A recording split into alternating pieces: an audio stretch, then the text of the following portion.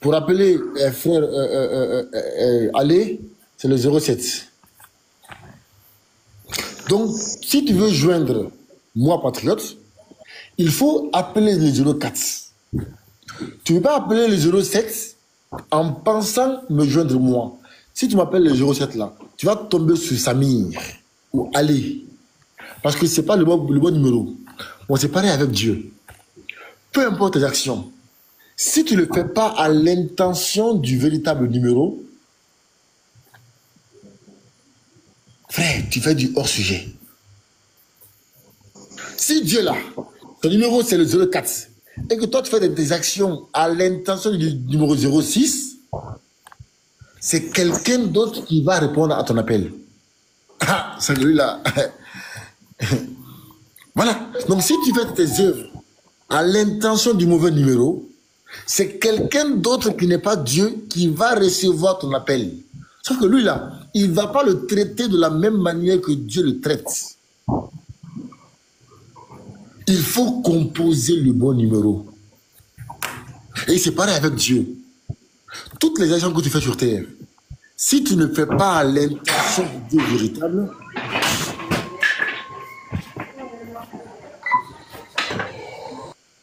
voilà. Si tes actions que tu fais, si tu ne fais pas à l'intention du Dieu véritable, tu le feras à l'intention du diable. C'est le diable qui va décrocher ton appel. Sauf que lui là, quand il va le décrocher, mon ami, c'est fini. Hein? Si lui il décroche ton appel, s'il prend ton appel, il dit allô, c'est fini. Donc nous on t'appelle à l'adoration, à la soumission au véritable Dieu qui est Allah. Celui-là qui a créé les cieux et la terre. Celui-là qui a envoyé les prophètes. Celui-là qui ne dort jamais.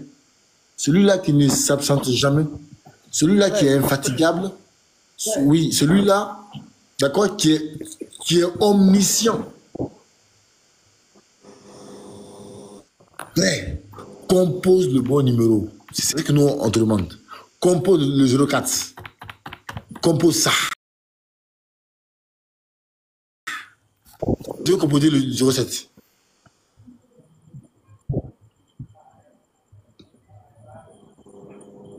Relation. Est-ce que tu veux continuer à composer le 07 ou bien tu veux composer le bon numéro? Ouais, c'est aujourd'hui seulement on a commencé à causer, donc c'est pas une préoccupation, mais comme le frère l'a dit, voilà, de temps en temps, il faut suivre. Frère, tu sais, tout à l'heure, le frère Ali a dit à lui tout à l'heure ici un texte. Que Mohammed soit sur lui est la définition de l'humilité. Malgré son statut qu'il a eu, sa place au paradis était garantie avant sa mort.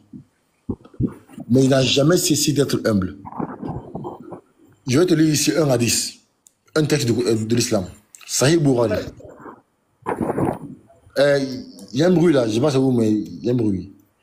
Sahih Bukhari, 34-45. Attends, mon Wi-Fi bug là, je crois. Voilà. Sahih Bukhari, 34-45. Écoute bien. Hein? Attends. Quoi? C'est quoi ça? Ah, c'est bon, voilà. Merci beaucoup. Écoute bien. Hein?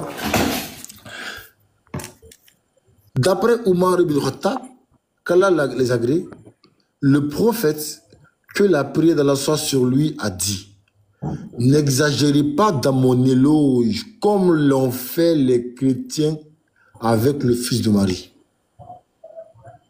Il dit: n'exagérez pas dans mon éloge. Mais, non, mais Mohamed, mais pourquoi est-ce qu'on n'a pas le droit d'exagérer dans ton éloge alors que toi, tu n'as jamais cessé de te battre pour nous? Tu n'as jamais cessé d'apporter l'adoration du véritable Dieu.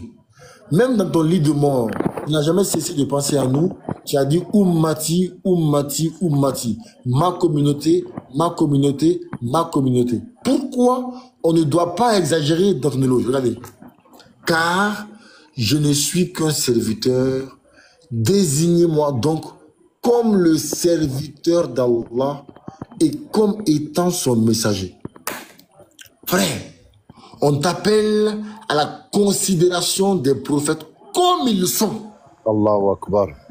De ne pas rajouter leur rôle. Ce n'est pas ton devoir d'ajouter un rôle aux prophètes que Dieu n'a pas mis. Dieu leur a présenté comme des prophètes.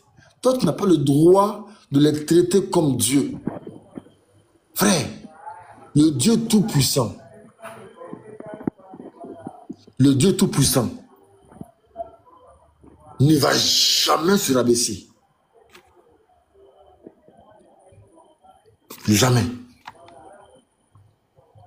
Tu sais, souvent, les chrétiens, dans la Bible, lorsqu'ils veulent mentir aux gens, qu'est-ce qu'ils font? En fait, ils travestissent les textes de la Bible. Ils changent les mots. Ils changent le sens des mots. Par exemple, quand Jésus dit que je monte vers mon Dieu, c'est votre Dieu, eux, ils changent ça. Hein. Ça veut dire qu'ils montent vers lui-même. Quand la Bible dit que Dieu a envoyé Jésus, eux, ils comprennent ça comme Jésus-Christ s'est envoyé lui-même. Quand la Bible dit que Marie est la mère de Jésus, eux, ils changent ça en disant que Marie est un canal, est un tuyau par lequel Jésus est passé. Quand la Bible dit que... Frère, tu dis, mais c'est vrai, hein? Quand la Bible dit que le Père est plus... Quand Jésus dit que le Père est plus grand que moi, eux, ils disent que Jésus-Christ et le Père, ils ont la même taille, 1,45 m. En fait, ils changent les textes complètement. Ils changent le sens des textes. Reviens à la vérité, mon ami. La vérité, c'est quoi la vérité? C'est l'adoration du véritable Dieu. Tu sais, mon ami, je vais te dire une chose. Dieu là, Dieu. Lorsque Dieu vient là, il n'a pas peur de se présenter à ses créatures. Écoute bien. Dieu n'a pas peur. Dieu, il se déclare. Il dit qui il est. Je suis votre Dieu. C'est moi qui vous ai créé. Dans l'Ancien Testament, quand Dieu parlait aux enfants d'Israël, il s'est présenté. Il a dit, je suis Dieu. C'est moi qui ai fait ça. J'ai fait ça. J'ai créé les cieux et la terre. Mais, pareil aussi, dans le Coran, pareil. Mais dans la Bible, on a un langage différent. Celui qui m'a vu a vu le Père. Le Père et moi, en fait un. Je suis dans le Père est dans moi. En fait, il joue aux ambiguïtés. Lorsque Dieu ne joue pas au cache-cache, Dieu n'a pas peur de sa créature. Il se présente à sa... Il dit qui il est. Attends, écoute ici. Surat 59, Al-Hashr. Surat 59. Verset 22.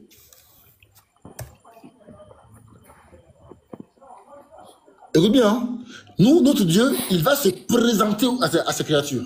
Écoute bien. Le Coran dit Huwa Allahu alladhi la ilaha illahu alimul ghaybi wa shahada huwa ar-rahmanur rahim. S'il te plaît,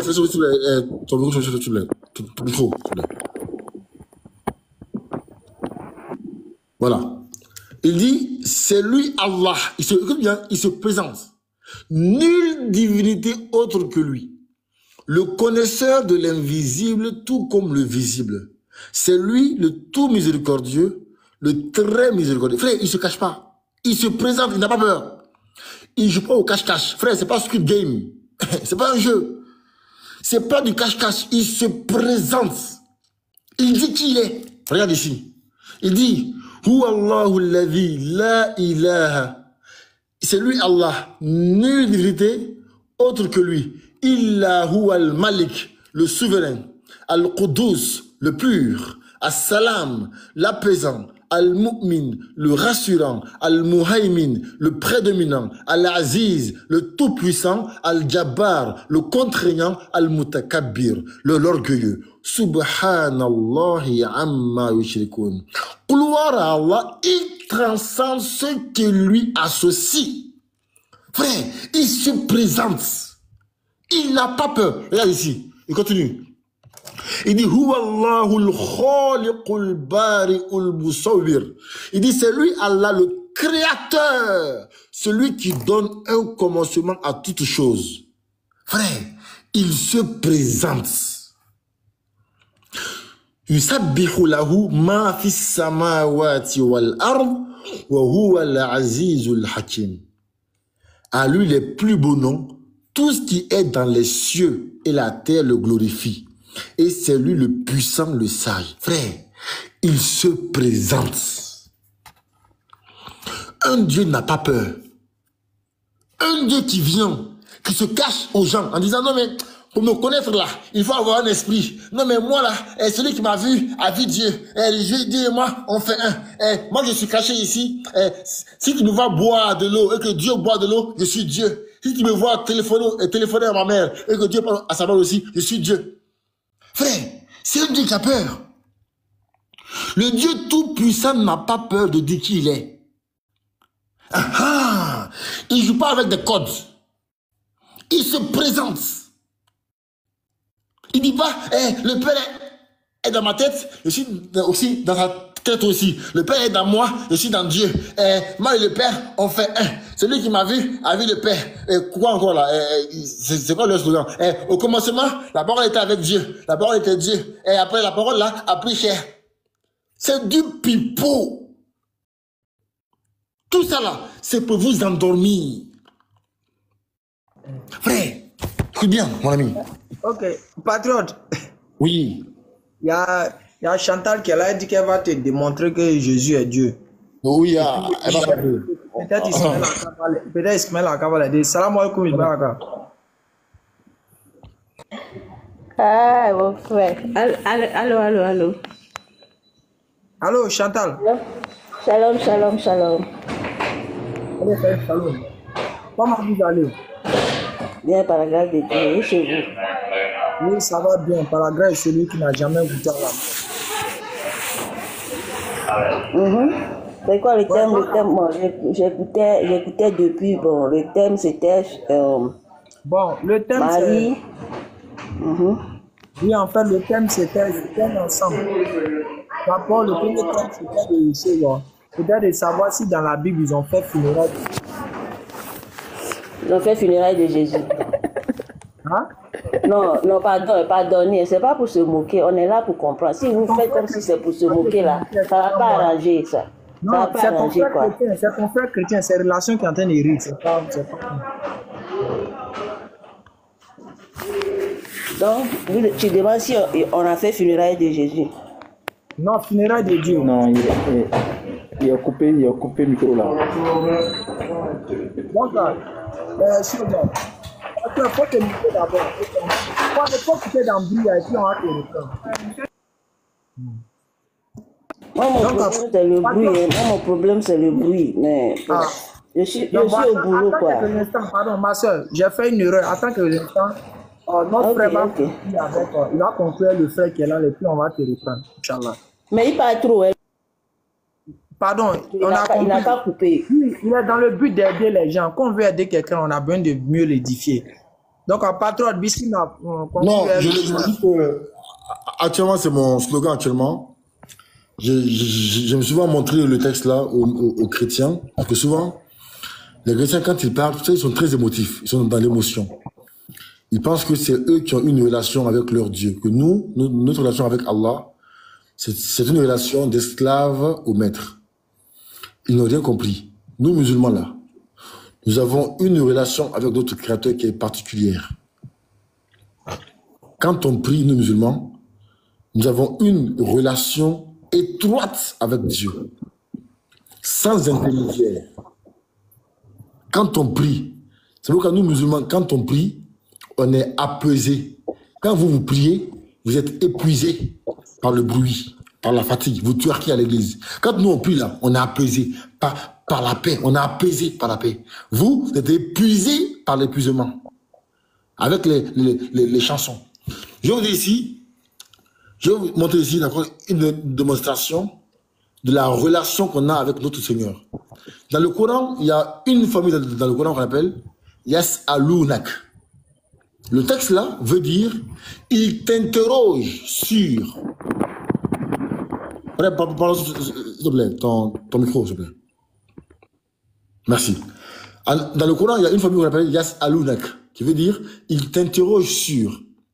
Le texte là est utilisé plusieurs fois dans le Coran. Plusieurs fois.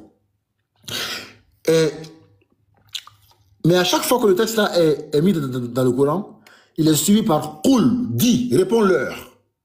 Écoute bien, à chaque fois que le texte là est dans le Coran, quand Allah dit Yas'alunak, il est suivi par Qul, dis-leur. Regarde ici. Sourate 2, verset 215. Le Coran dit Yas'alunaka madha yunfiqun. Ils t'interrogent sur ce qu'ils doivent dépenser. Regardez. Qul ma anfaqtum. Dis-leur. Tu vois, à chaque fois que le texte là est mis, Allah dit à Muhammad, dis-leur, réponds-leur. Il faut leur répondre ça. À chaque fois. Je prends encore un exemple. Sourate 2, verset 219. Yas'alunaka anil khamri wal maisir. Ils t'interrogent sur le vin et les jeux de hasard. Qul fihima ithmun kabir. Dis, dans les deux, il y a un grand péché. À chaque fois, Allah parle de Yas'alunak, il le fait suivre par le mot Qul. Dis-leur, réponds. Il passe par Muhammad. Encore un exemple. Sourate 4, verset 127. وَيَسْتَفْنُونَكَ فِي النِّسَاءِ. Il t'interroge à propos de ce qui a été décrété au sujet des femmes. قُلِ اللَّهُ يُفْتِيكُمْ فِيهِنَّ. Dis, Allah vous donne son secret. Donc tu vois, vous donne son secret. Donc tu vois, à chaque fois que un verset dans le Coran qui déroge à cette règle-là, un verset, laquelle?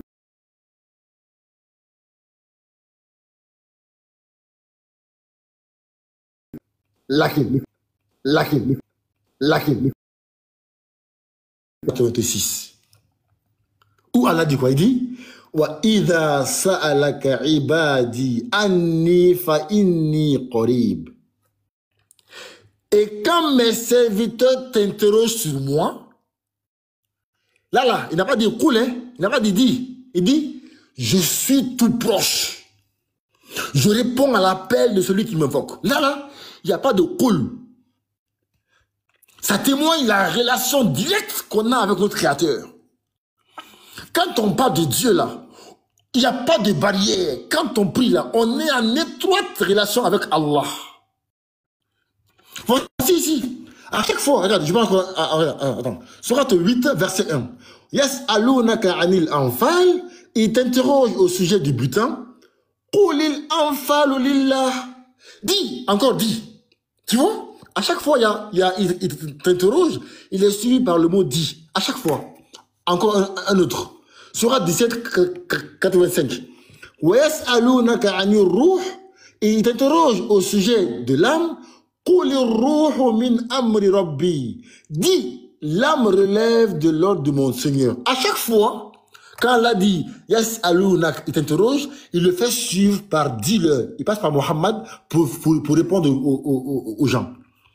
Mais quand ils interrogent Allah, là c'est Allah qui est en contact direct, connexion 5G avec nous. Il t'interroge sur moi, alors je suis tout proche. Je réponds à l'appel de celui qui m'invoque. Quand il m'invoque, qu'il réponde donc à mon appel et qu'il croit en moi afin qu'il soit bien guidé. Quand tu es musulman, tu as la chance d'avoir cette relation avec ton Créateur. C'est pourquoi un musulman qui prie, qui fait sa prière normalement, dans les bonnes conditions, il est apaisé. Il est apaisé, il sent une douceur, il sent une ni'ma, une miséricorde d'Allah. On vous appelle à ça. On vous appelle à cette adoration-là. On vous appelle à ça. Arrêtez d'adorer quelqu'un qui mange. Arrêtez d'adorer quelqu'un qui boit. Venez adorer le véritable Dieu. On vous souhaite cette connexion. On souhaite que vous ayez cette connexion-là. On vous souhaite ça. Je m'arrête là, frère. Allez, je m'arrête là. Ok, vraiment, merci, Patron, pour l'enseignement. Espérant que Relation a compris. Et les autres frères sont là. On va pas tous monopoliser la parole. Mais vous voyez la sœur Chantal qui est montée. Chantal. Chantal. Oui, je suis là. Ok, donc comme on disait, on peut avoir Oh là là, on veut savoir, les frères ici, Ismaël Assa, ainsi que Patrick.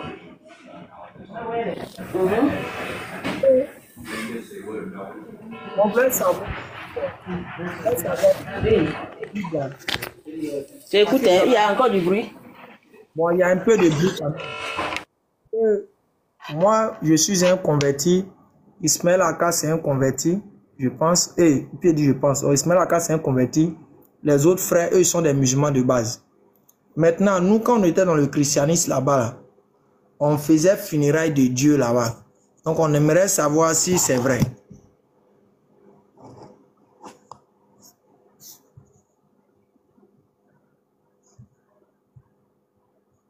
Chantal.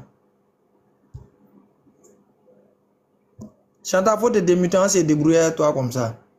Écoute, merde. Je demande, toi aussi, quand tu étais en Christ, là, quand tu étais dans le christianisme, là, tu as fait funérailles de Dieu? Oui. Tu l'as fait comment? On lisait les passages,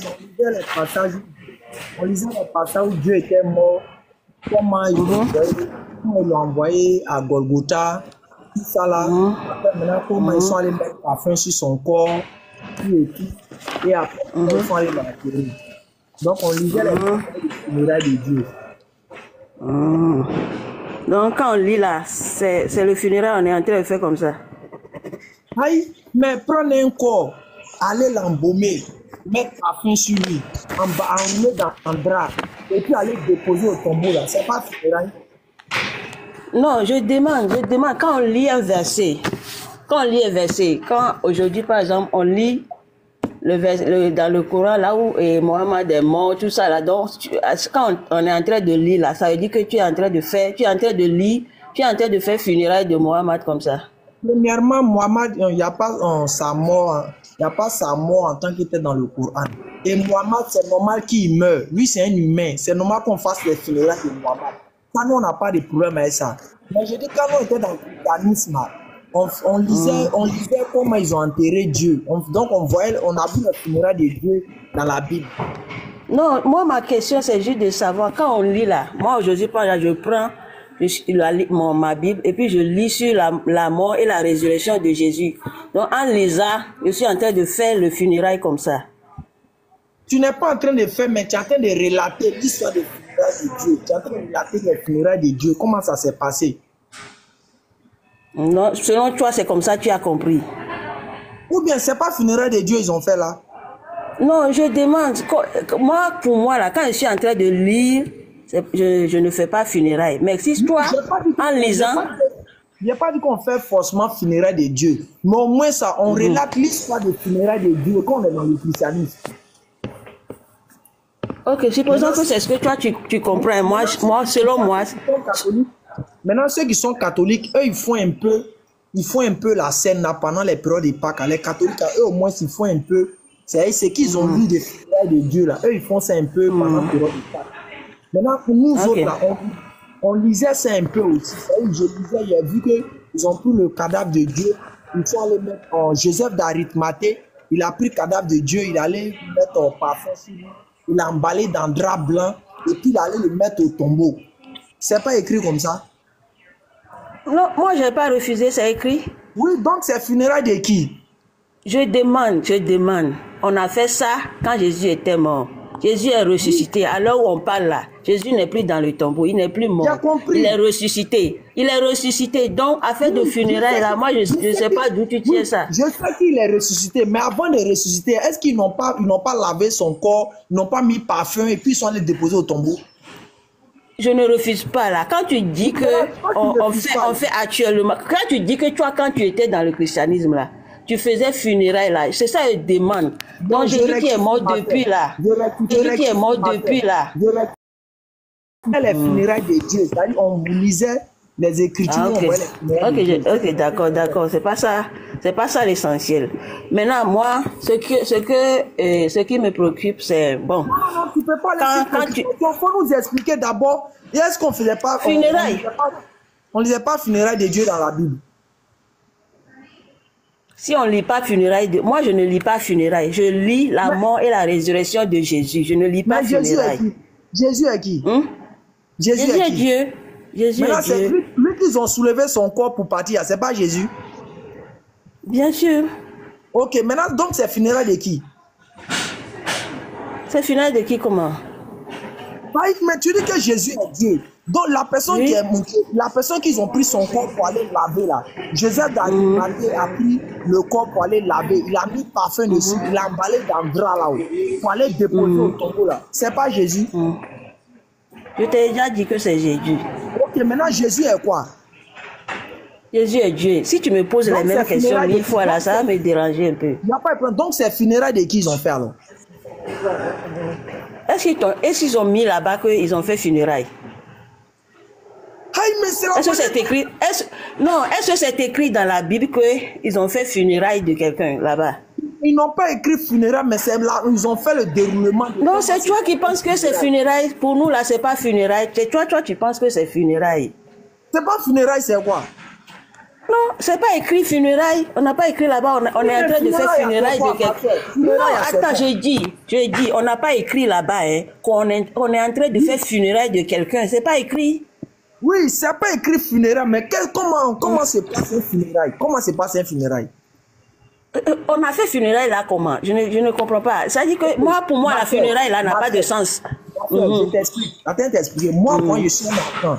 Moi, je suis un Africain. Je suis attiré. Chez nous, il y a notre manière de faire nos funérailles.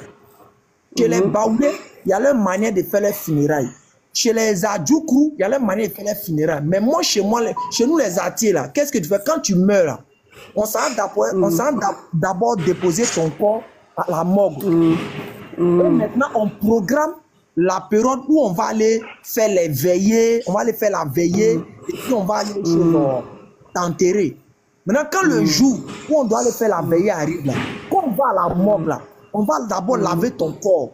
Quand on finit de laver ton corps, on habille ton corps. Et quand on finit d'habiller ton corps, on prend toi peut-être pour aller au village, pour aller peut-être exposer ça à la maison là-bas. Et quand on finit d'exposer à la maison, le lendemain, si tu es catholique, on t'envoie un peu à l'église là-bas pour prier pour toi. Mais si tu n'es pas catholique, on te prend directement de la maison et puis on s'en va t'enterrer. Mais chez les juifs, là, eux, ils ne font pas comme pour nous. Mais eux aussi, ils ont les funérailles. C'est le fait quoi? Quand quelqu'un meurt, on prend son corps, on met parfum dessus, on met dans le drap blanc et puis on s'en va déposer dans la tombe. Donc, eux, là, voici comment eux, ils font les funérailles. Non, si toi, tu me dis que Jésus est Dieu, là, je dis, il n'y a pas de problème. Donc, si Jésus est Dieu, là, c'est funérailles de qui ils ont fait? C'est la question, ma soeur. Ok, tu veux que je te dise qu'ils ont fait funérailles de Dieu? Non, je n'ai pas dit que tu dois me dire. Il faut dire que c'est ce que vous faites. Ne dis pas que moi, je te dis de dire. Ok, il n'y a pas de problème. Pour ça, il n'y a pas de problème. Moi, c'est pas écrit qu'ils sont en train de faire funérailles. Ils ont enterré. Y a pas de problème, Si tu me dis, ils ont enterré qui? Je peux te répondre, mais bon, affaire de funérailles là, parce que c'est écrit là-bas, c'est écrit dans la Bible, ils ont enterré Jésus. Il n'y a pas de problème sur quoi? Il n'y a pas de problème sur quoi? Tu dis il n'y a pas de problème. Il n'y a pas de problème sur quoi? Je dis dans la Bible, ils n'ont pas dit funérailles, mais c'est écrit, ils ont enterré Jésus. Si tu me dis que c'est funérailles, quelque chose, moi, je ne peux pas discuter ça avec toi. Avant d'enterrer Dieu là, on ne fait pas cérémonie. Quelle cérémonie ils ont fait là-bas? Ils ont fait quelle cérémonie là-bas? Ils l'ont lavé, ils ont mis parfum sur lui. On dit Joseph d'Arimathée a pris le corps de Dieu et il allait mettre parfum dessus. C'est pas écrit dans la Bible. Ok, c'est écrit, je ne refuse pas. Okay. C'est ça la cérémonie. C'est ça la cérémonie. C'est la cérémonie de funérailles de Dieu dans la Bible. Ok, d'accord, j'ai compris. Tu veux que je t'explique ça? Non, donc je te pose la question. Pourquoi tu veux que nous, musulmans, on laisse un Dieu qui n'a jamais eu funérailles pour aller adorer un Dieu qui a eu funérailles? Ok, non, excusez-moi. Hein. Allons-y. J'ai dit. Allons-y. Where'd your success? Success? Allons-y. Heck yeah. Tu m'entends? Yeah, j'écoute. Oui, donc je dis, pourquoi tu veux que nous les musulmans, là, ça veut dire que Ismaël Aka, Cheikh Adam, ainsi que tous les frères patriotes, pourquoi tu veux que nous on laisse un Dieu qui n'a jamais eu funérailles pour aller suivre un Dieu qui a eu funérailles? Pourquoi? Et pourquoi moi je veux que vous laissez un Dieu qui n'a jamais eu funérailles? Hein? Est-ce que Jésus, il est encore dans le tombeau?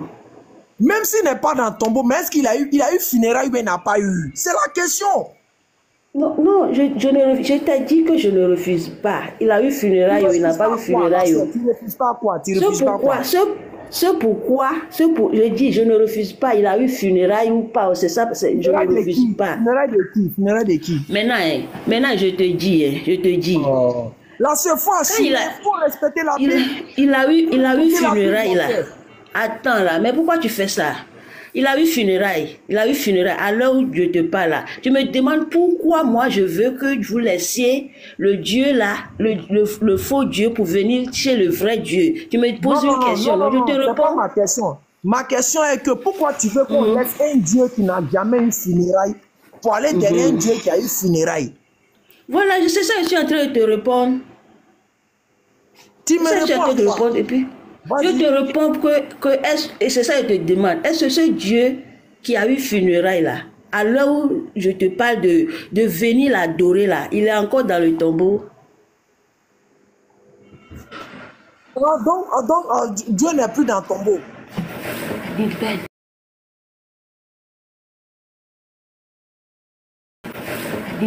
C'est ça la question que moi je te pose. Est-ce qu'il est encore présentement dans le tombeau? Oui, donc Dieu n'est plus dans le tombeau. Dieu est sorti du tombeau.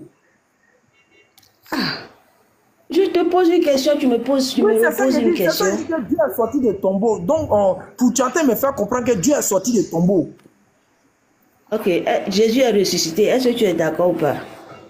Ça, c'est chez vous les chrétiens là-bas. C'est là-bas que Dieu est ressuscité. C'est chez nous. Si c'est comme ça, là, le débat, là, on ne peut pas faire ça. C'est chez nous les chrétiens. Tu es d'accord que c'est chez nous les chrétiens, on a fait funérailles. Mais c'est chez nous les chrétiens, il est ressuscité là, pour ça, tu n'es pas d'accord. Non, mais c'est chez vous les chrétiens que Dieu ressuscite. C'est dans le christianisme que Dieu ressuscite. Mais tu dis que c'est chez nous le chrétien qu'on a fait funérailles. Pour ça, tu as accepté. Est-ce que Dieu ressuscite? Est-ce que Dieu peut ressusciter? Je dis, Dieu peut ressusciter. Il est mort et il est ressuscité. Les frères. Donc toi, tu sais pas que Jésus est mort et est ressuscité. Ismaël Aka, ici, il faut parler un peu. Ismaël Aka. Vraiment. Ismaël Aka. Donc tu sais. Attends, Chantal. Oui. Bonsoir. La prochaine de parler. Ah, champion. Dis-moi s'il te plaît. Oui, j'ai répondu. Pour toi, c'est quoi l'amour pour toi? Pardon? Pour toi, c'est quoi pour toi la mort? Pour toi, c'est quoi l'amour? C'est quoi la mort? Oui. Non, tu vois, faut me dire ce que c'est que la mort, je ne sais pas. Ok, la mort, là, c'est arrêter de vivre. Pardon? La mort, c'est l'arrêt de la vie. On est d'accord ou pas? D'accord. Ok. Bon, est-ce que Jésus est mort? Jésus est mort, je suis d'accord. Ok. Est-ce que Jésus est Dieu? Jésus est Dieu. Ok. La définition de la mort, qui est l'arrêt de la vie, est-ce que Jésus a arrêté de vivre? Pardon? Est-ce que Jésus-Christ a arrêté de vivre? Oui, pendant 3 jours. Il a arrêté de vivre? Pendant 3 jours seulement. Oui, même 1 heure. Pardon? Non. Si vous ne serez pas d'accord avec mes réponses, si vous ne serez pas d'accord avec mes réponses, on ne peut pas faire le débat. Mais je n'ai pas dit c'est faux. Mais pourquoi lui, quelqu'un est en train de rire là-bas, pourquoi? Attends, qui est là? Qui dit? Toi-même, il faut voir la personne qui... Il faut voir la personne qui... C'est pas beau. D'accord. Voilà, ok, merci. Donc, la sœur Chantal, ok. Comme Jésus est Dieu, est-ce que Dieu a cessé de vivre? Pardon? Est-ce que Dieu a cessé de vivre? J'ai dit, Jésus est mort pendant 3 jours, il est ressuscité. Il est déjà répondu à ça. C'est pas ma question. Chantal, je demande comment tu t'appelles, tu me dis que tu as 15 ans. Je dis, tu as dit qu'on est d'accord que la mort, c'est l'arrêt de la vie. C'est le cesser de vivre. Ok. Tu as dit que Jésus-Christ est mort, donc Dieu est mort. Est-ce que Dieu a cessé de vivre? Je veux répondre combien de fois? J'ai dit pendant 3 jours, Jésus, qui est Dieu là, il est mort pendant 3 jours, il est ressuscité après. Je dis, Et est-ce à qu'il l'heure où nous a parlons. cessé de vivre? Est-ce que Dieu a cessé de vivre pendant 3 jours? Pendant 3 jours, s'il a cessé de vivre. Dieu, oui, Dieu. Ah, toi-même, tu as dit que la mort, c'est l'arrêt de vie, non? Oui. Et Jésus est mort pendant 3 jours. Donc, toi-même, la question que tu poses là n'a plus son sens encore. Donc Dieu, pendant 3 jours, Dieu ne vivait pas. Ouais, tu me reposes la même question encore. Oh, Chantal. Non, tu me reposes la même question là. Tu veux que Chantal, je te réponde comment? Non, attends. Chantal, toi-même là, est-ce que tu es fier quand tu dis ça? Est-ce que tu es fier? Mais je suis fier que Jésus est Dieu. Je suis fier. Non, mais est-ce que tu es fier quand tu dis que Dieu a cessé de vivre pendant 3 jours? Dieu. Dieu qui a créé la vie. Lui, il a cessé de vivre pendant 3 jours. Est-ce que toi-même là, quand tu dis ça là, est-ce que tu es fier? Pourquoi il a cessé de vivre? Pourquoi il a cessé de vivre? Non, le pourquoi là, on va venir après. Mais la notion déjà de Dieu, tout-puissant, cesse de vivre, mais fait à sa vie. Hein? Pendant 3 jours, même 1 heure. Là, c'est pas normal. Ok, attends, je vais t'expliquer, je t'explique. Je ne vais pas répondre oui, non. Attends, mais j'ai pas envie de comprendre ça. Non. Non, même pas tu ne veux pas comprendre comment. Tu poses une question, tu ne veux pas comprendre. Comment ça fait? Mais je t'explique, non? Je t'explique. Vas-y. Ah. La sorcière ne veut pas comprendre, la faut m'expliquer. Moi, je veux comprendre. Je dis, dans Jean 1:1 là, il est écrit qu'au commencement était la parole. La parole était avec Dieu, la parole était Dieu. Et c'est cette même parole-là qui s'est fait chair. La parole qui était Dieu s'est fait chair. Quand on dit quelque chose s'est fait chair là, ça veut dire que la personne a pris, et la chose a pris la chair humaine, la forme humaine pour venir habiter parmi nous. Donc, le but pour lequel la parole s'est fait chair, c'est de venir sauver l'humanité du péché adamique. Donc, pour pouvoir accomplir ce but, cet objectif-là, il va falloir un sacrifice. C'est le sacrifice-là que Jésus est allé faire à la croix. Et il est mort, il est ressuscité. Quand il est mort là, quand il est parti au séjour des morts, c'est pour accomplir encore une autre mission là-bas. C'est à cause de ça il est là-bas, il est allé là-bas. Il n'est pas mort seulement parce qu'il veut mourir. Il est mort parce qu'il devait aller au séjour des morts pour aller accomplir une mission là-bas que vous ne comprenez pas. Maintenant, quand il a accompli la mission, il est revenu, il est ressuscité, il est revenu dans sa forme, la forme humaine qu'il a pris, il est revenu et après, il est retourné dans sa forme divine qui est au commencement, la parole était Dieu. Bon, si tu me demandes, est-ce que Dieu peut mourir? Lorsque Jésus a pris la forme, la parole a pris la forme. Quand la parole a pris la forme humaine pour venir habiter parmi nous, pour accomplir cette mission-là, en même temps il est ici, en même temps il est au ciel. Il est Dieu en même temps sur la terre et il est Dieu encore en même temps au ciel. Pour cela on dit que Dieu est omniscient, il est omniprésent, il est omnipotent. Parce que Dieu peut être partout, à n'importe où, à n'importe quel moment. Exemple, si vous prenez exemple des esprits des eaux, les sirènes par exemple. Les esprits des eaux, quand bien même que c'est des esprits, hein, mais ils peuvent prendre la forme d'un homme pour venir opérer quelque chose et puis retourner. Donc Dieu, quand la parole s'est fait chair, ça ne veut pas dire que quand il s'est fait chair là, c'est fini, il est chair en ce moment, c'est seulement chair, non. L'esprit qui est Dieu esprit, Dieu et là dans la Bible, Dieu le Père, Dieu le Fils, Dieu le Saint-Esprit. Le Saint-Esprit là, il est toujours en haut, il est toujours dans sa divinité. Donc c'est le corps la parole qui a pris le corps là que nous voyons ici. Donc quand la Bible dit que Jésus est mort, Dieu est mort là, c'est pas l'esprit qui est mort, c'est le corps qui est mort. Mais l'esprit est descendu au-delà et dans le séjour des morts pour aller accomplir une mission. Ça veut dire que l'esprit n'est pas mort. Donc Dieu n'est pas mort, mais c'est le corps que nous voyons. Le corps que la parole a pris là, c'est le corps là qui est mort. Donc je sais pas si vous avez compris. D'accord. Maintenant, la sœur, comme lui ne veut pas comprendre là, moi en tout cas, moi, je vais comprendre. Quand Dieu était mort là, qui gouvernait le monde là? Je te dis que c'est l'esprit. L'esprit n'est pas mort.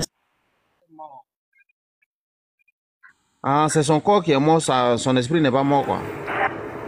Oui. Sinon, tous ceux qui meurent là, c'est les corps qui meurent, ou bien c'est l'esprit qui meurt aussi. L'esprit ne meurt pas, c'est le corps qui meurt. Donc, il est comme les Abraham, les Moïse là. Pardon? Il dit, il a fait comme les Abraham, les Moïse là. Ah, toi-même, quand quelqu'un meurt là, son âme, est-ce que son âme meurt? C'est le corps qui meurt, non? L'esprit sort du corps, mais l'âme est toujours vivante, non? Ou bien? Oui, c'est ça. Maintenant, qui a tué Dieu? Qui l'a tué? Est-ce que vous avez compris au moins là? Oui, j'ai compris l'explication là. Et puis, je suis trop... Donc, qui a tué Dieu? Qui l'a tué? Excuse me. Oh, sorry, hein, j'arrive un peu, une minute.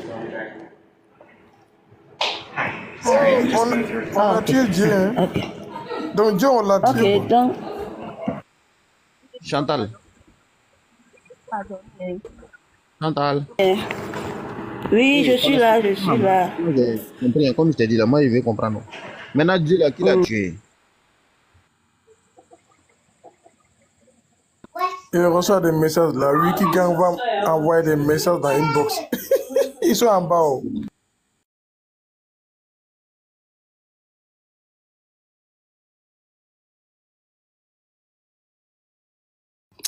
Les frères, vraiment, sincèrement, hein, on doit prier pour eux.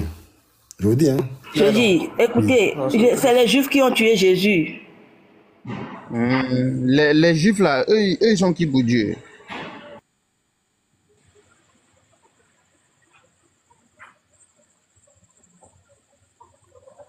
Les Juifs qui l'ont tué là, eux, ils sont qui pour lui? Patriote, toi, tu dis. Des créatures, bien sûr. Patriote, toi, tu dis, on n'a qu'à faire des prières pour eux. Genre, c'est quel zikr? Genre, c'est Al-Wadud ou bien. C'est nous, on doit prier pour vous. Hein. Vous ne pouvez pas prier pour nous. Vous ne pouvez pas prier pour nous. C'est nous, plutôt, on doit prier pour vous. Pour que vous retrouviez la vérité. Ah, voilà. D'accord, mamie? Il y a problème. Les Juifs là, ils sont qui pour Dieu? Ils sont qui pour Dieu? Toi, tu es qui pour Dieu? Toi, tu es qui pour Dieu? Moi, quoi? Non, actuellement, on parle de ceux qui l'ont tué là. On parle pas de moi. Non. Toi aussi, tu es un être humain, non? Tu es un être humain créé. Je suis une créature. Les dieux. Voilà, les Juifs aussi sont des créatures de Dieu. Chantal. Oui? J'écoute, hein. Je veux savoir, excuse-moi, hein. Tu as des enfants? Non, pardonnez, il ne faut pas me poser ce genre de questions ici. On est ici, là, c'est pas pour la vie privée de quelqu'un. Hein. Non. Avoir des enfants, c'est une bénédiction, donc c'est juste pour ça. Non, ma vie privée n'a rien à voir avec ce qu'on dit ici. Chantal vous a KO. Vous a KO, vous tous. La KO, chaque Adam, la KO. Non, c'est vrai que moi, je vais entrer. Vas-y, check Adam. Vas-y. Vous a KO. Voilà, Pardonnez, vous dites quoi? Que je suis KO? Voilà, j'ai dit, moi, je suis créature de Dieu. Donc, les Juifs, là, ce sont les créatures de Dieu aussi, c'est ça? Oui. Donc, c'est ces créatures qui l'ont tué, quoi.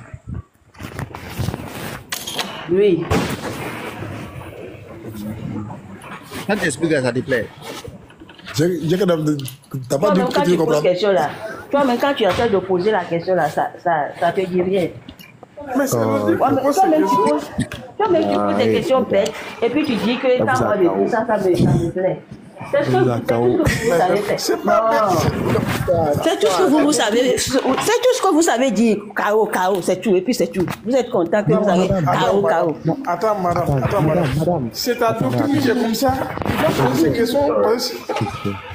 Madame, moi, il m'appelle Ismaël. Moi, je suis derrière toi. Moi, il dit qu'il est à KO. Il les a tous KO. Tous. Il les a tous KO. Aïe, on va parler de ça. Il y a un idiot, on a fait prier pour toi. Ça, moi, il demande c'est Al-Wadud ou bien c'est C'est quel genre de zikr? Oustaz Ismaël, tu es dans le live. Il n'y a pas de nous tous, je sais pas quoi. Tu es dans le live. Ouais, moi, c'est pas dedans. Non, mais c'est... Non, Oustaz, moi, il a dit, je ne veux pas comprendre. J'ai demandé qu'il veut comprendre. Il va comprendre aujourd'hui. Bon, je comprends, mais là, laissez-moi. Il y a Ken qui est là. Hein. Vous savez, souvent là, c'est vrai, c'est compliqué, mais parfois aussi, il faut essayer de comprendre. Donc aujourd'hui, là, moi, je suis en mode élève. Aujourd'hui, là, tu as compris. Voilà, je veux comprendre. Donc c'est là que je suis aujourd'hui. Il a dit, attends, ça, il a dit, hein, si on t'a expliqué que Jésus est Dieu, et puis tu as compris là, c'est deux choix. C'est moi qui t'ai expliqué quoi. Attends, Oustaz, si on t'a expliqué que Jésus est Dieu, et puis tu as compris, c'est deux choix. Soit tu t'as mal compris, soit on t'a mal expliqué. Non, vous n'avez pas le Saint-Esprit. Seigneur. Ken. Seigneur. Bonsoir Ken. Shalom à tous. Shalom Ken. Oui, ça va Ken, et chez toi? Oui, ça va bien, merci. Bon, comme je l'ai dit, moi je suis le frère Ekra. Je suis un converti, ancien chrétien. Bon, je sais pas si c'est vrai, si c'est faux, tu me rectifies.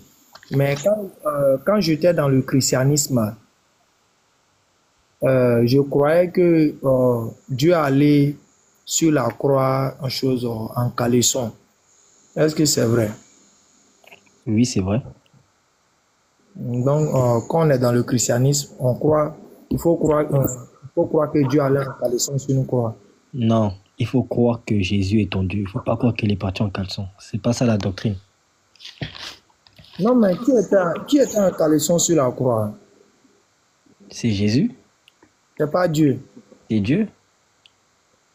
C'est qui au juste? C'est Dieu ou bien c'est Jésus? Mais, attends, la sœur tout à l'heure, elle t'a expliqué. Tu n'as pas compris quoi? Non, toi-même, soyez clair. C'est Dieu ou c'est Jésus? Vous ne pouvez pas dire on est marié, célibataire à la fois. Ça n'a pas de sens. C'est forcément un. Mais Jésus, c'est Dieu.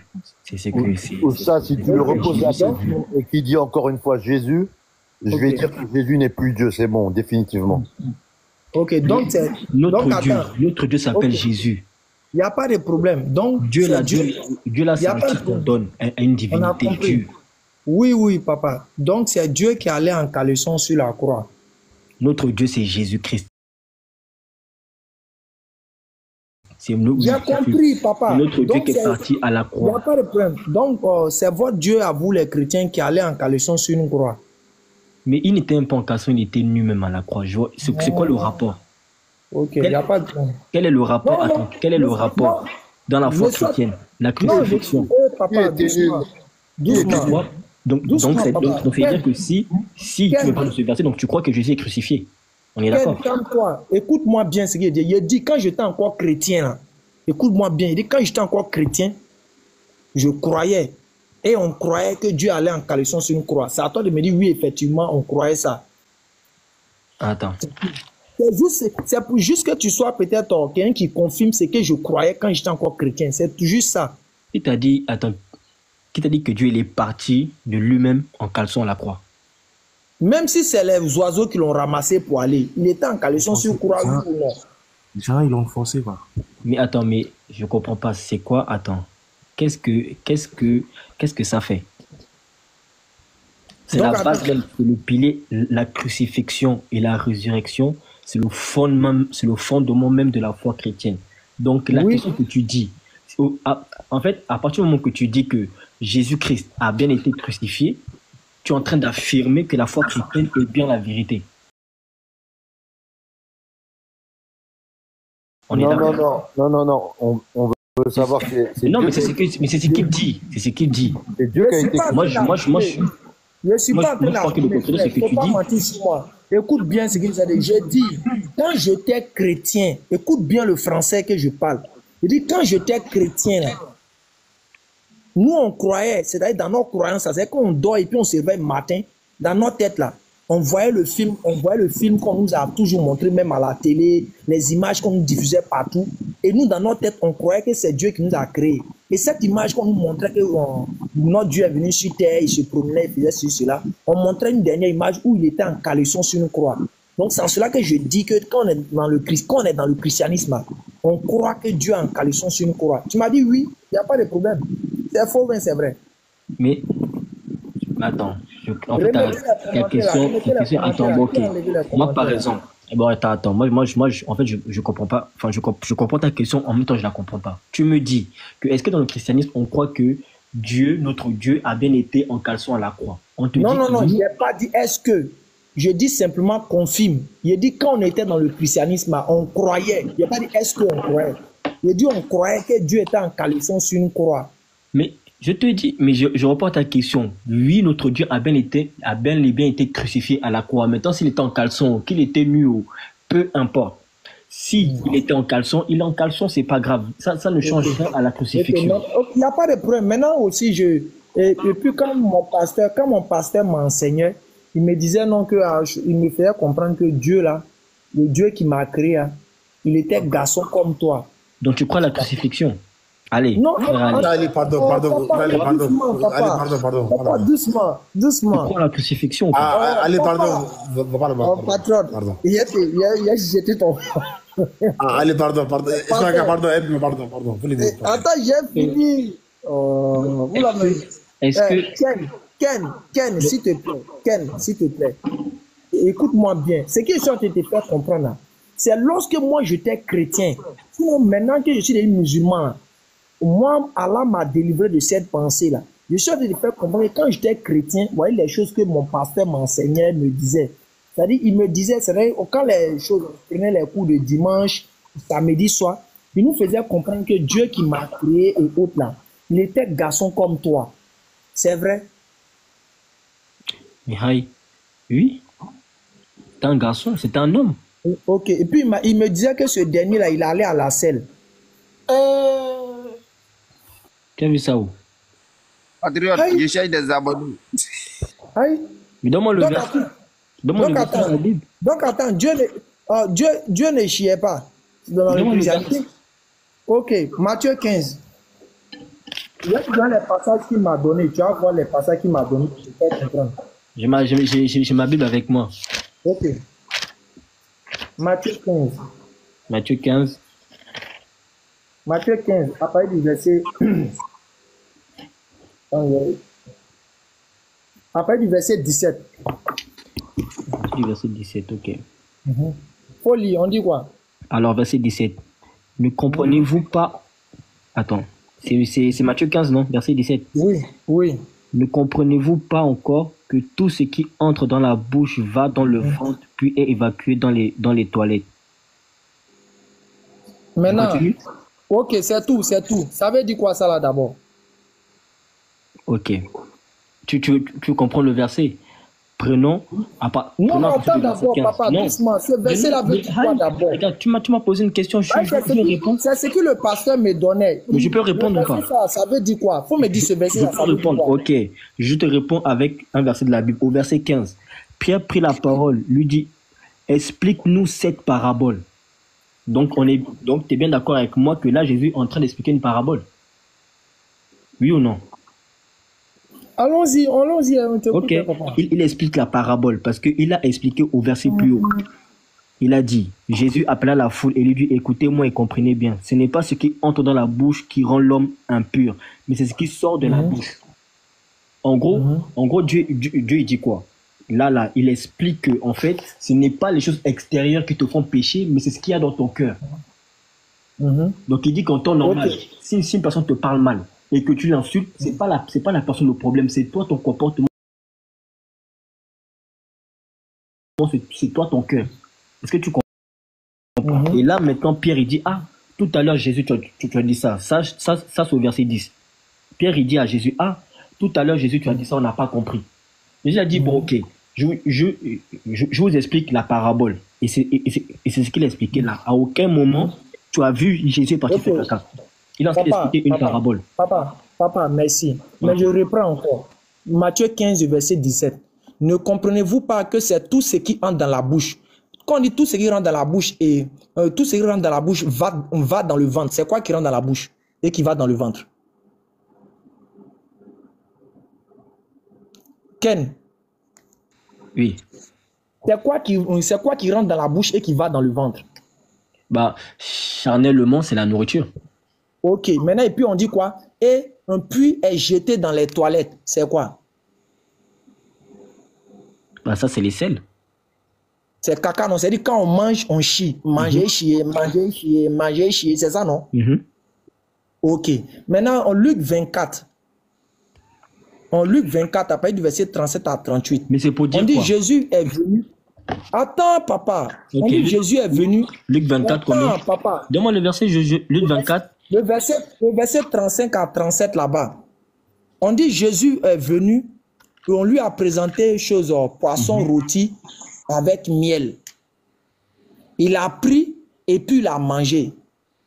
Or, selon Jésus là, quand on mange quelque chose là, on fait quoi?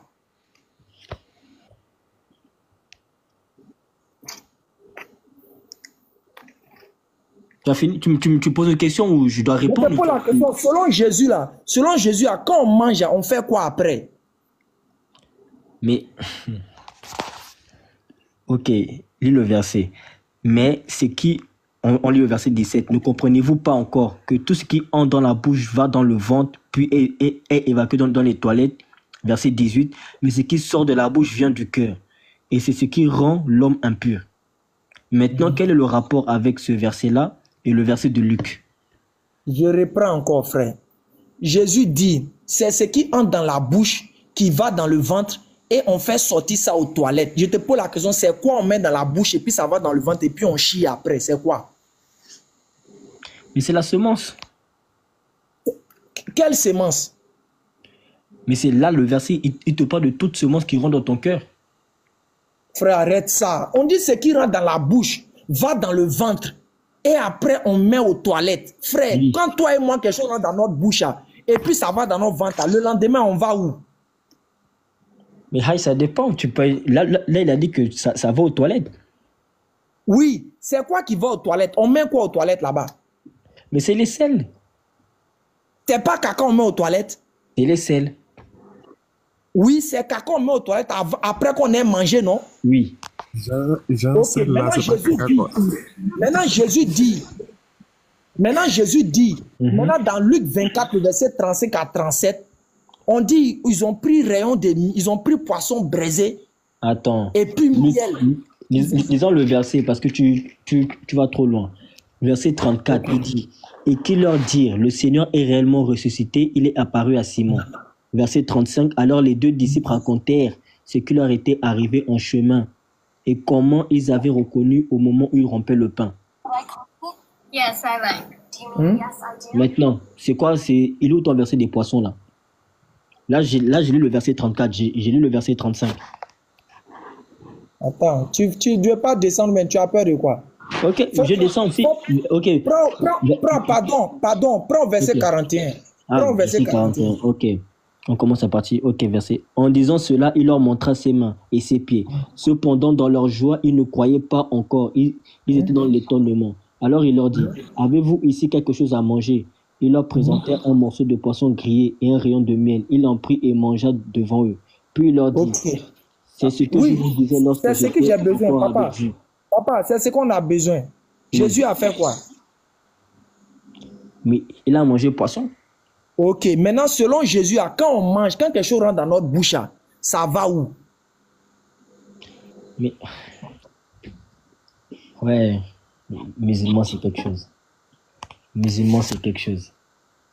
Donc selon toi, selon toi. Je n'ai pas dit selon moi. Non, faut pas faire. J'ai menti sur. Je veux pas mentir sur Jésus. Jésus c'est mon prophète. Je veux pas mentir sur lui. Non, c'est selon toi parce que à aucun moment la Bible. Je t'ai posé une question simple, frère. Selon Jésus là, quand on mange et que ça va dans notre ventre là, on fait quoi après? Ça va aux toilettes. C'est une parabole. Oui, maintenant quand on va, quand on va aux toilettes, toi et moi, quand on va aux toilettes, on fait quoi là-bas? Ça, c'est toi et moi. Oui, maintenant, oui, c'est toi et moi, il n'y a pas de problème. Quand nous, on va aux toilettes, on fait quoi là-bas? Mais comme moi, en tout cas, je vais aux toilettes, je chie. Tu chies. Maintenant, Jésus dit, quand on a fini de manger, on va aux toilettes pour faire sortir. Ça veut dire quoi? Ça veut dire quoi, frère? Bon, ok. Frère, allez. C'est quoi une parabole? Faut laisser à faire des paraboles d'abord là. Faut nous expliquer quand Jésus dit on mange là. Faut expliquer quand Jésus dit on mange, ça va dans le ventre et puis après on fait sortir. En d'autres termes, en Côte d'Ivoire ici, il y a un langage où on dit manger, chier, manger, chier, manger, chier. Donc, attends, donc ça veut dire que la parabole, quand Jésus a dit que c'est ton pied, te pousse à aller en enfer, coupe-le. Donc ça veut dire que nous les chrétiens, faut laisser faire de couper pied là d'abord. On te dit quand on mange, ça va dans le ventre et puis on fait sortir ça aux toilettes.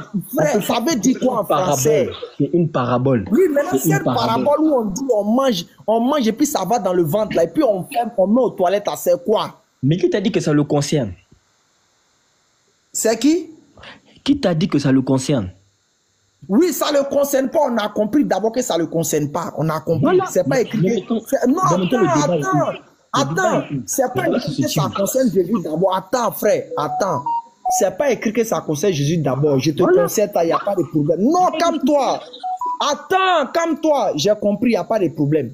Mais il faut nous expliquer cette parole quand Jésus dit que c'est lorsqu'on mange. Ça va dans le ventre. Ça veut dire quoi? Cette parole de Jésus. Ok, disons le marché. Ne comprenez-vous pas encore que tout ce qui entre dans la bouche va. Ne comprenez-vous pas? Il dit ne comprenons-nous pas. Il dit ne comprenez-vous pas. La parole, là, ça ne le concerne pas. Il est en train d'expliquer une parabole. On a compris, mais ça veut dire quoi? Faut nous dire ça veut dire quoi d'abord? On a compris. Pour nous, là, ça veut dire quoi? Pour les concerner, nous. On a compris, frère. Ça veut dire quoi? Ça veut dire que nous, quand on mange quelque chose, ça va aux toilettes. Ça veut dire quoi? Mais c'est nous. Mais je viens de te dire que nous, quand on mange, on va aux toilettes. Que ce qui rentre en nous, non, il n'a pas dit ce qui rentre en nous. Il ne faut pas mentir sur Jésus. Mais vous comprenez-vous pas encore que ce qui entre dans la bouche va dans le ventre? Il dit tout ce qui entre dans la bouche fait quoi? Tout ce qui rentre dans la bouche va dans le ventre, puis est évacué dans les toilettes. Ça veut dire quoi? Jésus veut dire quoi là? J'ai dit que je réexplique que quand on mange là, quand on mange là, ce qu'on mange, ça va dans les toilettes. Non, faut pas dire ça. Jésus dit quoi? Il n'y a pas de ce que toi tu dis. Quand Jésus dit ça, ça veut dire quoi? Ça évacuer, si tu veux, je dis le mot même, évacuer dans les toilettes. On évacue quoi? Après quoi? Les selles. On évacue les selles après avoir fait quoi? Avant d'avoir évacué les selles, on fait quoi d'abord? On mange d'abord. Ok, merci. Donc quand on mange, on chie. C'est pas ça? Ça, c'est nous. Maintenant, non, attends. À quel moment, attends d'abord, papa. Non. Attends, monsieur. Quand on mange... À quel moment tu colles ce verset avec le verset de Jésus là? Attends. Quand on mange, on chie, non? N'est-ce pas? Ok, il n'y a pas de problème. Luc 24, le verset 42. Il lui présentait un poisson rôti et un rayon de miel. Il prit et il mangea devant eux. Ok, selon Jésus, quand on mange, on chie. C'est ce que Jésus nous a expliqué. Quand on mange, on chie. Je veux savoir, quand Jésus a mangé là, il est allé à la selle après ou bien il n'est pas allé à la selle? Ok, je te pose. Là, Jésus était ressuscité ou pas? Papa, c'est pas le problème. On va en venir à faire des Je dis, réponds d'abord à ça. Réponds d'abord à ça, frère. Selon Jésus, là, quand on mange, on chie. C'est Jésus qui a enseigné ça. C'est pas que nous. Jésus dit que si tu manges, tu m'as posé question. Jésus dit, si tu manges, papa, Jésus dit, si tu manges, attends. Oh là là. Écoute-moi, papa. Jésus dit que si tu manges, faut t'attendre à chier. Ça, Jésus dit, faut même pas te douter. Dès que quelque chose rentre dans ta bouche, que ça rentre dans ton ventre là, il dit, faut pas t'inquiéter, demain ça va sortir. Donc maintenant, selon Jésus là, si Jésus dit que quand on mange, on chie là, frère, si on s'en voit, Jésus a mangé là, il doit faire quoi? Bon, je vais répondre à ta question clairement. Tu vas voir que la question que je vais te poser là, tout le monde tu vas répondre. Est-ce que le Luc 24 là, 44, que tu m'as demandé, est-ce que Jésus était ressuscité ou pas? Mais réponds à ma question. Regarde. Tu me poses une question. Réponds à ma question, Alain, et je te réponds. Ismaël Aka, vas-y. Il veut dire que il veut dire que son Dieu était constipé. Il n'y a pas de problème, vas-y. Ok. Quand il a mangé, il était ressuscité. Oui, alors. Ensuite. Je lui pose la question. Oui, il était ressuscité, oui, mais et puis il a mangé. Maintenant, je vous pose la question. Dans le verset de Matthieu, là, est-ce que quand Jésus parlait, il se concernait dans la parabole qu'il a dit? Quand il parlait de tous ceux qui mangent, non, on est d'accord. Il a dit quand vous. Non, il n'a pas dit quand vous. Ok, lisons le verset. D'accord, attendez. Attends, lisons le verset. Ne comprenez-vous pas encore? Vous là, c'est qui? C'est lui. Non, mais continue la lecture. Ok. Ne comprenez-vous pas encore que tout ce qui entre dans la bouche va dans le ventre, puis est évacué dans les toilettes? Tout ce qui rentre dans la bouche. Mais ce qui sort de la bouche vient du cœur. Bon, ok. Il dit tout ce qui rentre dans la bouche. Est-ce que quelque chose est rentré dans sa bouche? Bon, ok. Qu'est-ce qui sort du cœur? Est-ce que quelque chose est rentré dans la bouche de Jésus? D'accord, oui. Mais je te pose la qu'est-ce qui est rentré dans sa bouche? Doucement. Qu'est-ce qui est rentré dans sa bouche? Ah, quel verset tu parles? Dans Luc, là, qu'est-ce qui est rentré dans sa bouche? Luc 24, ok. Tu vois la Luc 24, par exemple, parce que tu prends Matthieu 15, verset 17. Dans sa bouche. Qu'est-ce qui est rentré dans sa bouche? Tu te bases, attends, mais laisse-moi un peu parler. Tu te bases non, pas laisse-moi tu te bases sur Matthieu 15, verset 17 pour aller dans Luc. Donc, finissons Matthieu 15. Écoute-moi, dans Luc, là, qu'est-ce qui est rentré dans la bouche de Jésus? Ok, dans Luc, là, ce qui est entré dans la bouche, il en prit et mangea devant eux. Il a pris quoi? Il a pris du poisson grillé et un rayon de miel. Et puis il a fait quoi? Puis il en prit et mangea. C'est rentré dans sa bouche, on est d'accord. C'est descendu dans son ventre ou pas? C'est pas marqué dans le verset, mais oui, quand ça rentre dans la bouche, ça descend dans le ventre. Normalement, ça doit partir du ventre. T'as dit quoi? Normalement, ça doit partir après avoir... Ok. Verset 52. Quand... On n'a pas besoin de versets. Non, mais je te demande... Tout à l'heure, on a parlé... Il est parti avec ça au ciel. On est d'accord? Après qu'il s'est rentré dans sa bouche... Après qu'il est rentré dans sa bouche, après il est parti au ciel. Après il est parti au ciel. C'est quoi le rapport? Parce que là, tu prends Matthieu 15 pour coller avec Luc 24. C'est quoi le verset 43? Moi, je te dis que quand il a fini de manger, il est parti au ciel après. Est-ce que je mens? De lire le verset. Le sage. Ismaël Aka. Oui, attends. Demandez une chose. Oustaz. Vas-y, Patrick. Mais... Voilà.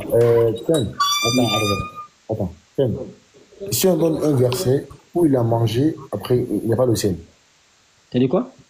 Si on donne un verset où il a mangé, après, il n'y a pas le ciel. Moi, je ne vous comprends pas. C'est vous qui me donnez les versets. Non, mais je dis, et si on donne un verset là où il a mangé? Tu sais que depuis tout à l'heure, j'arrive même pas. Bon, c'est bon. Fais aller, s'il te plaît. Attention, les motos, s'il te plaît. Mettez-les. Voilà. Je vais dire des choses claires. Alors, moi, les mots, voilà. En fait, vous ne pouvez pas dire que votre Dieu a pris un corps humain et ne pas l'attribuer les choses humaines. Ça n'a aucun sens. En fait, il ne peut pas être homme, il ne peut pas être un homme. S'il devient un homme, il est obligé de se soumettre aux choses humaines. Parce qu'il faut 100%, il faut des 100%. Attends. Donc, en fait, c'est illogique de dire que il a pris un corps humain, il est devenu un homme, et avoir honte ou, en fait, tu vois, le retirer les rôles humains. Non. En tant qu'un homme, c'est normal qu'on ait faim. En tant qu'un homme, c'est normal qu'on dorme. En tant qu'un homme, c'est normal qu'on ait envie qu'on soit fatigué. En tant qu'un homme, à 4 h du matin, bref, on sait. En fait, c'est des choses humaines. Tu vois? Des choses humaines. Tu peux pas dire qu'il est devenu un homme et refuser qu'il fasse des choses humaines. Ça n'a aucun sens. Voilà. Donc, moi, je parle aussi loin que ça. D'accord? Mais, mais, on voit la gêne. On voit que vous êtes gêné. En fait, vous n'assumez pas. Vous n'assumez pas qu'il soit un homme. En fait, vous voudriez qu'il soit un homme, mais sans qu'il le soit. Voilà. En fait, tu veux qu'il soit un homme, mais sans qu'il dorme. Tu veux pas faire qu'il soit un homme, mais sans qu'il mange, sans qu'il fasse ses besoins. Voilà. En tant qu'un homme, moi, en tant qu'un homme qui a bonne santé, d'accord, il mange. Il a envie de manger. Il a envie de dormir. Il se fatigue. Il somnole. Il a envie de l'affection. Il a envie de lire. Enfin, de beaucoup de choses. D'accord? Un homme. Un véritable homme, à 4 heures du matin, quand il se réveille, bah, ça c'est un homme normal. Donc tu peux pas dire que tel est devenu un homme, mais tu refuses, tu n'assumes pas ces choses-là. Hein? C'est un homme normal comme à 4 heures. Non, pardon, allez, pardon. Moi, ma bouche là, est trop pure. Tu vois? Donc, attends. Peux-je poser une question? Je finis. Donc, tu vois, s'il avait pris le corps d'une femme, bah, il aurait eu aussi des besoins d'une femme. C'est vrai, c'est normal. Mais tu ne peux pas dire qu'il est devenu un homme, mais tu n'assumes pas les rôles d'un homme. Voilà, en fait, mon ami, le problème. Moi, c'est là où, tu vois, je vous reproche des choses. Soit il est un homme, soit il n'est pas un homme. Et dans le texte, on dit qu'il est un homme. Donc, c'est normal, c'est logique qu'il fasse les choses humaines. Voilà, après les mots, je laisse dire les mots. Ah, patron, tu as peur de quoi? C'est les parents chrétiens qui enseignent ça. Ken. C'est bon, je veux parler. Ken. Oui. Ken. Oui, je suis là. Païsa, regarde quelque chose ici. Regarde ici. Regardez. Pendant qu'il mangeait, Judas qui le livrait, prit la parole et dit, est-ce moi, Rabbi? Jésus lui répondit, tu l'as dit. Pendant qu'il mangeait, Jésus prit du pain et après avoir rendu grâce, pendant qu'il mangeait, c'est qui et puis qui mangeait? C'est Jésus. Jésus est en train de manger. Avec qui? Ses disciples, non? Oui. Est-ce que c'était après la résurrection ou bien avant la résurrection, selon toi? Ça là, c'était avant la résurrection. Donc, maintenant, selon Jésus, il dit, quand quelque chose rentre dans la bouche et que ça va dans le ventre, après ça sort où?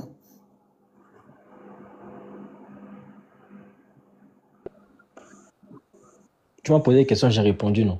Non, tu as dit là-bas, c'était parce que c'est après la résurrection, donc il est parti avec caca qui est dans ce ventre-là au ciel.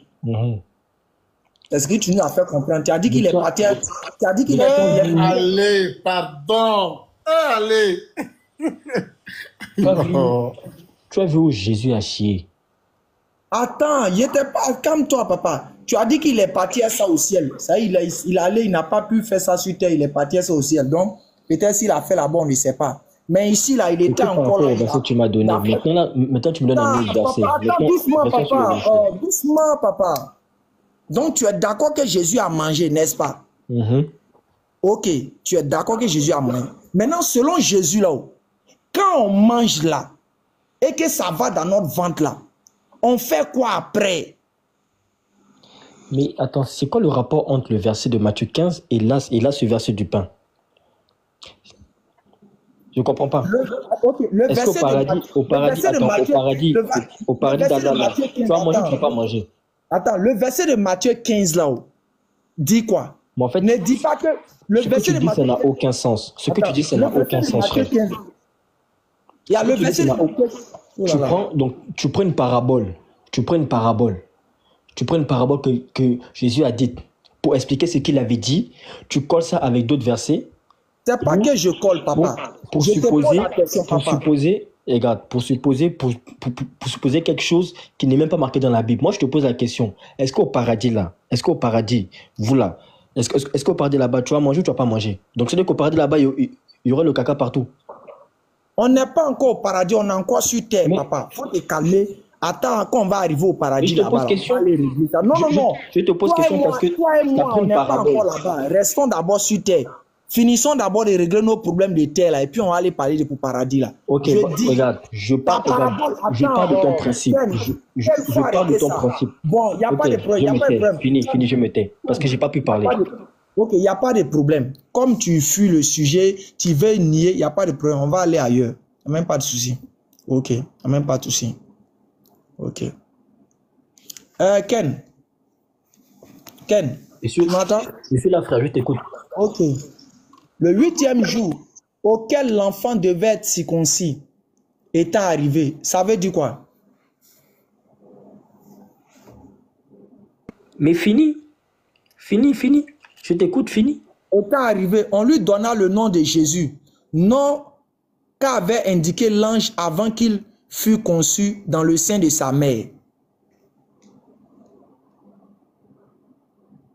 Mais du coup, Ken, oui, je suis là, je te pose la question. Ça veut dire quoi?